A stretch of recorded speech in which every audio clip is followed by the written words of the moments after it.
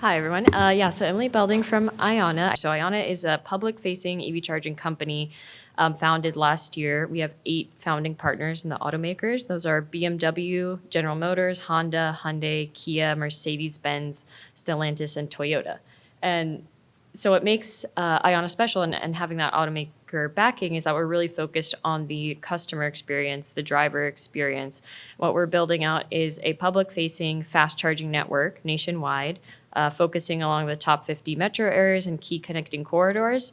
And we're really focused on giving drivers kind of full network coverage that they need, that they desire to feel comfortable with making those EV purchases, as well as the reliability. So our number one metric is customer plug-in success. So first-time plug-in success for a customer, regardless of what the issue is. That's what people need and desire, in the same way that when you go and get a traditional fuel or gas station, you expect when you plug it in, it's to work. It should be the same across the board.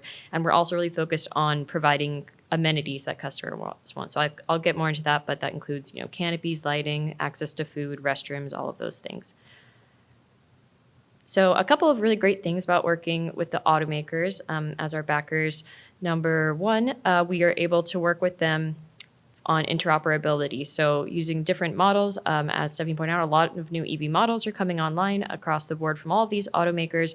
We're able to test those models with our software before they actually go online. We tested over 70 EV models before our first charger went live back in February. So that's a great thing. The other is just the market share. So all of the brands on the screen are represented by those automakers, and that makes up 60% of the vehicles on the road today. And we're able to work with those automakers. So our IONNA EV charging network will show up in the in-dashboard navigation. You'll start to see more coming from those automakers as well on kind of future partnerships. And probably the best thing right now in today's market is we're backed by private capital. So building out this charging network is not reliant on federal funding, NEVI funding. With this all private capital, working with private market. So building out at the speed of business. The IONNA experience is public fast charging. So what does that mean is it looks like these Aqua units here. They're 400 kilowatt dual port units. That means that typical site will have 5 to 10 chargers, which equates to 10 to 20 charging bays. So charging bay is just a spot where a vehicle could plug in and charge. And we want this to be a full purpose pit stop. So there should be access to restrooms, food and beverages, Wi-Fi, canopies, and lighting. So a big thing we've heard on the consumer aspect is feeling like they can fulfill all their needs when they stop to charge, and also feeling safe. There's been issues of safety, security. If you're in the back of a parking lot, there's no lighting, things like that. It's not an ideal place to stop. So it's about making the customer experience better to help kind of promote the sales of electric vehicles and electrification across the country. And right now, so we're building a nationwide network. As I said, we have 58 bays live across 6 sites right now, and we're targeting 1,000 by the end of the year. So really amping up the growth, and 30,000 charging bays by the end of 2030. So moving very quickly. I just wanted to flag, so our stations are open to all vehicles. So we are backed by 8 automakers, but no matter the make, the model, anyone's welcome. So a lot of our users are Tesla drivers, welcome to Ford, Rivian. Any vehicle can pull up and charge at our stations. We have both the NACS and the CCS connectors. Right now, it's about a 40-60% split, but as those automakers transition over to NACS, and we'll kind of switch those out based off of what's on the road today. So this is just based off of kind of what we see as the vehicles on the road today, what users need. We can easily swap those back out for more NACS as more automakers kind of shift into those vehicles rolling out. And then for payment, we wanted to flag that we're always credit card payment accessible. So we're integrated with a lot of the automaker apps, with the ChargePoint app, but an app will never be a requirement to use our station. So that's credit card tap and pay. If you're renting a car, maybe you don't have an app, so that can be a barrier for consumers as well. So making sure there's always credit card accessible.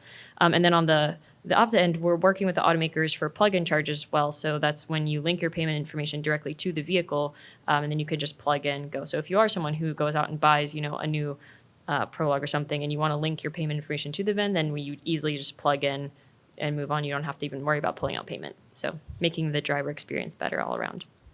So I wanted to highlight, this is our first site. So our company is based in Durham, North Carolina, just up the road here. So that's our nationwide headquarters. And our first site that went live is in Apex, North Carolina, so very close by.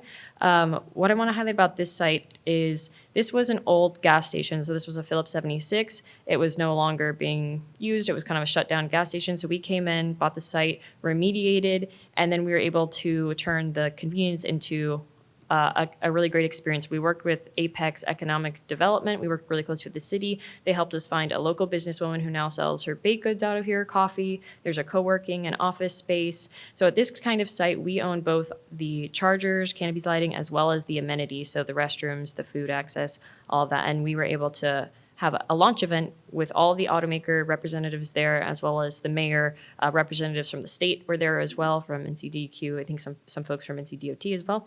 And so we're looking to kind of replicate this across the country. And what you'll see is about 30% of our sites will look like this, where IONNA owns both the chargers and the amenity, but we'll also partner with other folks, existing businesses. So these are the 6 sites that are live now. Outside of Apex, we also have Abilene and Houston. In Abilene, there's another restaurant on the property. Houston, we're in a big shopping center. So you'll see similar right now, there are a lot of chargers in shopping centers like this, where in the background you can see, oh, you can't see on the slide, but it'll come at some point. It's a shopping center. There's like a Starbucks, things like that, where you traditionally see Target, things like that. But we have both the chargers and a canopy. So it looks more like a traditional kind of fueling station experience with the canopy, the lighting. We think that adds also the sense of place. There's restrooms, there's outdoor vending. So then you can go and visit those shops, but you have what you need at our stations as well. We also have the other 3 sites that are live are Springfield, Ohio, Scranton, Pennsylvania, and Willoughby, Ohio, and those are partnership with Sheetz. So we'll also partner with existing fueling providers, so Sheetz, Wawa, things like that. We're building out a lot across the country. So just for where IONNA is at in this nationwide network, we have over 100 sites contracted throughout the country, most of those in permitting already. 6 are live, and these 12 more going live in a matter of weeks. So these are across, so North Carolina, a Garner site. So in addition to Apex, Garner will be the next one in North Carolina going live. One in Valdosta, Georgia will be the first in Georgia. And then we'll have Missouri, Blue Springs, Missouri, Reynoldsburg, Ohio, Wilcox, Arizona, Bella, New Mexico, 2 in Kansas, and Joaquin and Goodland, and 4 coming in Texas. So in Corsicana, Louisville, and Grand Prairie, 2 in Grand Prairie. So a lot more to come very quickly with IONNA. So this is just kind of on our website. You can see the stations that are live and the ones that are coming live next. This is kind of, you can start to see there's going to be a nationwide network. So folks have asked, are you focused only on the East Coast, the West Coast, California? We're building a nationwide network to serve electrification across the board and, encourage more EV sales throughout the states. I'll kind of end there, and you can look at the nationwide map here. But while we were talking about issues of progressing and moving forward with electrification, I think our 2 biggest challenges, we have the private capital. We're moving very quickly. Once we get power and permits, we can have construction of a site up in 8 weeks to a few months. So it's very short project construction timelines. Our biggest barriers are getting that power. So working together with utilities, working together and collaborating with teams like Tom's from the Transportation Electrification Grid Readiness team at Duke. We work closely with them, and a lot of utilities, I can go more into that on how we can work together and collaborate. I think the idea sometimes is that these sites will take a huge amount of power. That's not normally true. It's 1 to 2 megawatts for our sites, which is a much lower load than many of the things you'll hear about, like data centers, things like that. And so there often is room existing on the grid, and it's a variable power load, right? It depends when people are pulling up and charging. It's not a constant pull. And then also on the permitting side, I think every authority having jurisdiction, so every city or county where we get permits, is different in terms of what EV is classified as and what they see us as. Are we EV as an accessory use if we're just the charging, working with the Sheetz? Are we primary use if we own the convenience like an Apex, and then charging is secondary? So it's different across the board.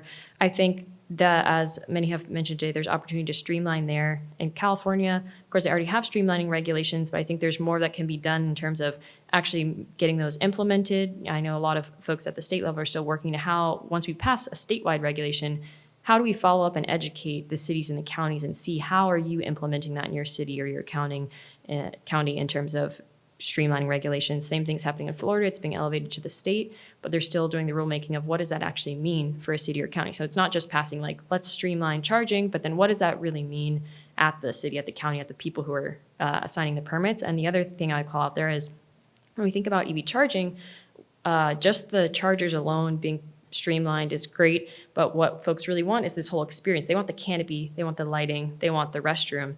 And even if you streamline just charging, what we've seen is often the canopies and all that are left out of it. So what we hear is, we could maybe streamline the charging permit in, a couple months rather than 6 months. It'd be like 8 weeks, 2 months, but the canopy will be much longer because it's a separate kind of construction view. And so being able to wrap that into kind of one experience and look at it as a holistic picture, not just chargers versus what's your other use on the property, but how can we kind of integrate those items is something I'd be happy to talk more about. I'll kind of pause there and looking forward to, you'll see IONNA a lot more this year coming up, hopefully wherever you live. Across the Southeast, there's a lot planned in, you can't see all of it here, but we have a lot of sites going in Georgia, Florida, that'll start coming online really quickly. So you'll see that in the next couple of months. Thanks. Thank you, Emily.